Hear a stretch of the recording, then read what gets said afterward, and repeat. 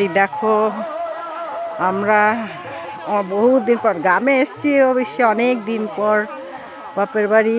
এখন দেখো সব আমরা ঘাটের, আগেকার দিনে সব ঘাটে চান করতাম, তাই দেখতে এসেছি। এখন ঘাটের সব দেখতে এসেছি আমরা সব ভাইয়ের বউরা মিলে। বললাম চলো, বহুত দিন গ্রামের নতিপতার ঘাট দেখিনি, চলো ঘাট দেখে আসি। এখানে শিব মন্দির হয়েছে, শিব মন্দির হচ্ছে। কি কি আর কি মন্দিরটার নাম কি? মন্দিরটার নাম কি? আটপুতা। আটপুতা মন্দির। দেখুন